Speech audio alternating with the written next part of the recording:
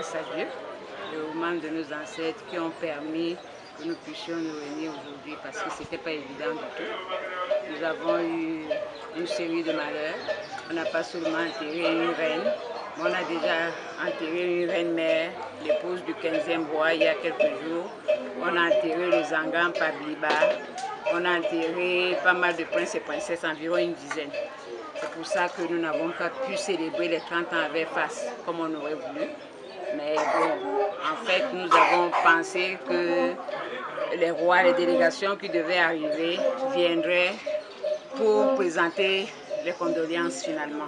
C'était ça.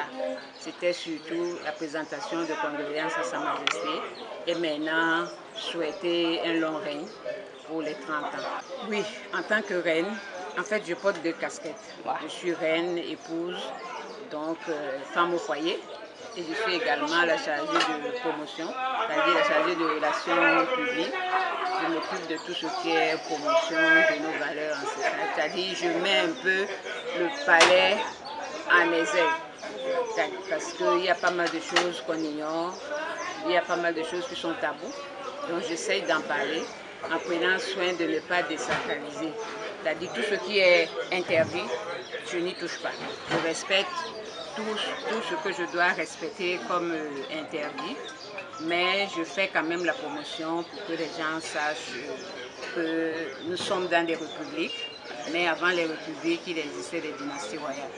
Donc mon rôle est de donner de la visibilité à la tradition telle que nous la vivons aujourd'hui, à la royauté dans les républiques. Ça fait 27 ans que je suis là, donc pas mal déjà.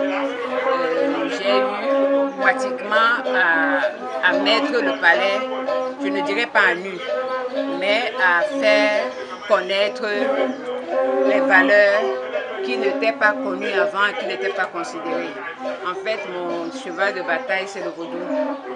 La fête de vaudou, la célébration, j'ai voulu qu'elle ne soit plus seulement annuelle. Pour cela, j'ai créé un village vaudou aux abords du lac sacré qui s'appelle Aouto, qui est un lac devenu lac après que l'ancêtre ait trempé sa chemise ensanglantée dedans en venant d'Adjatado pour Togo. On dit Togo, c'est derrière le lac, derrière Kodo. Donc c'est ça que je fais depuis 3 ans déjà, que j'ai lancé ce village-là. Donc en fait c'est un site touristique, un site qui est ouvert en permanence aux visiteurs, parce que justement je dis le vaudou c'est pas seulement le 10 janvier. Le vaudou, moi je le vis au quotidien. Dès que je me réveille le matin, commençant par rendre hommage aux anciens reines à 4 heures, et ce qu'on appelle la faux-fille en fond. Et après je continue la journée avec tout ce que cela comporte. Donc je fais la promotion du vaudou au quotidien. C'est-à-dire c'est mon boulot, c'est mon job. Comme tout un chacun irait à son bureau et tout, c'est comme ça que je considère ça. Je travaille sur les réseaux sociaux. J'ai 2 pages et mon profil dans Facebook. Donc j'essaie de parler de tout ça. Et je suis aussi la présidente des Reines du Bénin. Et ça depuis, je crois, 20 ans déjà que j'ai créé une association des reines. Mais ce que je fais pour le palais, je le fais à travers ma fondation. J'ai une fondation qui s'appelle Afrique Espoir. Donc c'est cette fondation qui recherche les fonds pour financer les manifestations du palais. Donc voilà, j'ai des partenaires pour cela. Les prochaines années, nous espérons déjà que nous avons commémoré comment dirais-je, sans chagrin, sans peine, que nous allons commémorer sans avoir à observer une minute de silence et tout, parce que sincèrement, ça nous pèse. Ça pèse énormément. Donc, pour l'avenir, on souhaite continuer la promotion. Je m'occupe aussi de la reconnexion des afro-descendants, parce que le Palais Royal a fait un test d'ADN sur 4 lignées. Dans ces lignées, je fais la connexion entre ceux qui sont compatibles à ceux qui sont ici, qui ont fait le test. Donc beaucoup viennent aussi par rapport à cela. Je les aide à se reconnecter dans les différentes familles. Donc si tout se passe bien, ce sont des ouvertures là-bas, puisque ceux-là étant basés pour la plupart aux États-Unis, peuvent être des ambassadeurs pour la promotion du royaume. Mais comme je dis, je le dis très souvent, c'est que bon, quand on dit les réalités béninoises, on pense surtout au vaudou. Donc je dis le vaudou est appelé vaudou au Bénin. Mais ce même vaudou a d'autres noms ailleurs. L'Afrique est la même.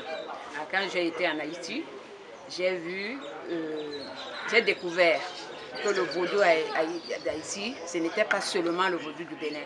Parce qu'on retrouvait le vaudou du Congo, du Sénégal, du Cameroun, du Togo, d'un peu partout. C'est pour ça que le vaudou haïtien, bien il est vraiment présent, et la base, c'est le vaudou du Bénin. Parce qu'on retrouve beaucoup plus les divinités, les entités vaudou qui sont honorées au Bénin. Mais il y a aussi tout le reste. C'est pour ça qu'il y a cette synchronicité qui fait que ce n'est pas la même chose. Il y a aussi que l'Église a beaucoup... Qui peut vous accompagner dans l'atteinte de vos objectifs. Oui. Mon mot de fin, c'est que le palais d'Alada puisse prospérer.